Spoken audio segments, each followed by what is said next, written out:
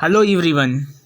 महात्मा Gandhi Kashi Vidyapith BEd प्रथम वर्ष के द्वितीय प्रश्न पत्र में आप सभी लोगों का हार्दिक स्वागत है। आज हम लोग लॉन्ग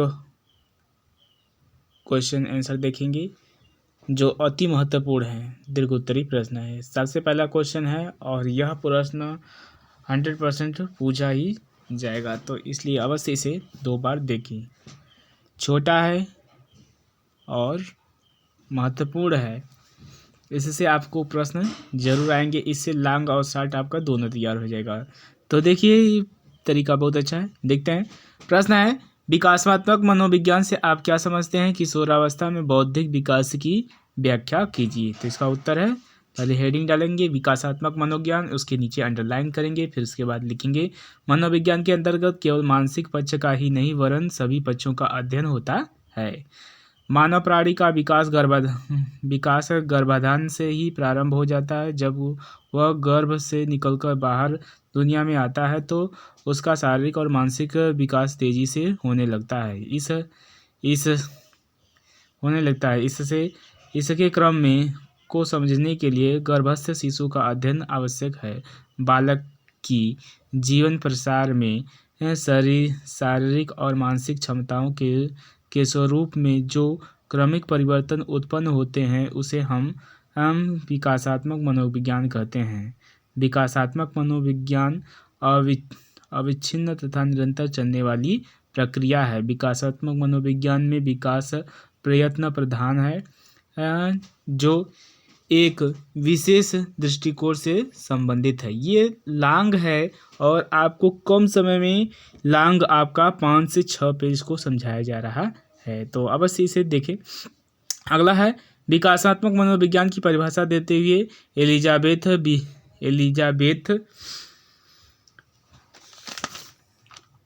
बी हरलॉक ने लिखा है।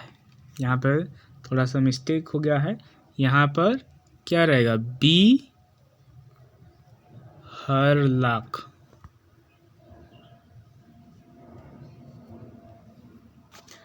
तो अगला देखते हैं, इसमें क्या है। इसका विकासात्मक मनोविज्ञान की वह शाखा है जो गर्भाधान से लेकर मृत्यु पर्यंत की विभिन्न कालों में होने वाले परिवर्तनों का विशेष ध्यान देते हुए मनुष्य के विकास का अध्ययन करता है।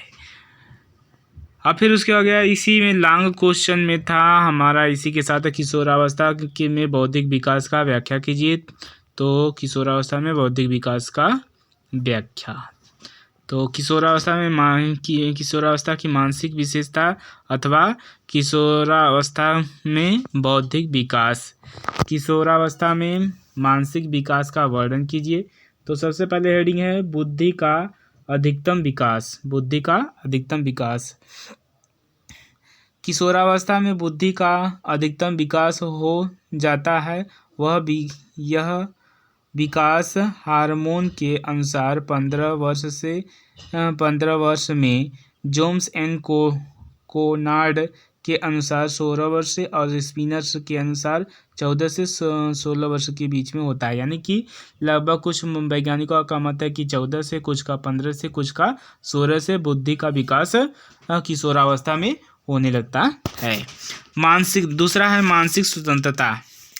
किशोरावस्था में मानसिक विकास का एक मुख्य लक्षण है मानसिक स्वतंत्रता। वह रूढ़ियों, रीति रिवाजों, अंधविश्वासों और पुरानी परंपराओं को अस्वीकार करके स्वतंत्र जीवन व्यतीत करने का प्रयास करते हैं। मतलब कि किशोर जो है किसी तरह की मानसिक रीति रिवाजों में नहीं बंधे रहना चाहते हैं। उनकी मानसिक योग्यताएं कैसी होती हैं? किशोर में मानसिक योग्यताओं का स्वरूप निश्चित हो जाता है। उनमें सोचने, समझने, विचार करने तथा अंतर करने और समस्या का समाधान करने की योग्यता प्रारंभ हो जाती है। एलिस क्रो के अनुसार किशोर में उच्च मानसिक योग्यता का प्रयोग करने की क्षमता उत्पन्न हो जाती है। तीसरा है ध्यान। तीसरा हो गया। चौथा है ध्यान क्या है? किशोर में ध्यान केंद्रित करने की क्षमता को पर्याप्त विकास हो जाता है। वह किसी विषय या वस्तु पर अपने ध्यान को बहुत देर तक केंद्रित रख सकता है। 5वां है चिंतन शक्ति। किशोर में चिंतन करने की शक्ति होती है। उसकी क्षमता से वह विभिन्न प्रश्नों और समस्याओं का हल खोजता है, परंतु उसके हल साधारणतः गलत होते हैं। इसका कारण बताते हुए एलिस क्रो ने लिखा है कि किशोर का चिंतन बहुधा शक्तिशाली, पक्षपाती और पूर्व निर्णयों से प्रभावित रहता है। मतलब कि वो जो भी चिंतन करते हैं उसका पहले ही से परिणाम वह सोच लेते हैं। तर्क शक्ति, अगला है तर्क शक्ति। किशोर में तर्क करने की शक्ति का पर्याप्त विकास हो जाता है। तर्क किए बिना वह किसी बात को स्वीकार करने के लिए तैयार नहीं होता है। फिर उसके बाद है 7वां है कल्पना शक्ति। किशोर वास्तविक जगत में रहते हुए भी कल्पना के संसार में विचरण करता है। मतलब कि काल्पनिक खो जाता है। वह अक्सर मनगढ़ंत कहानियों के विषय में, मनगढ़ंत काल्पनिक चीज़ों के बारे में सोचता रहता है। रुचियों में विभिन्नता। किशोरावस्था में रुचियों का विकास बहुत तेजी से होता है। बालकों और बालिकाओं में कुछ रुचियां समान और कुछ भिन्न होती हैं। जैसे समान रुचियां भावी जीवन में भावी व्यवहार में रुचि, सिनेमा देखना, रेडियो सुनना और प्रेम साहित्य और पुस्तकें पढ़ना, क्रिकेट खेलना, गेम देखना, ये सब क्या है? सामान्य रुचियां हैं। विभिन्न रुचियां जो अन्य लोगों से अलग होती हैं वो रुचियां क्या है? बालकों में स्वस्थ बनने और बालिकाओं में सुंदर बनने की रुचि, बालकों को खेलकूद और बालिकाओं में संगीत, नृत्य, नाटक और रुचि, ये बालकों में और बालिकाओं में एक दूसरे से भिन्न भिन्न रुचियां मिलती हैं। तो ये था हमारा क्वेश्चंस। ये हेडिंग दिए गए हैं, हेडिंग को याद करना है और हेडिंग में ही लिखना है। ये हेडिंग आप याद रखेंगे तो इसके अंदर लिख लगेंगे।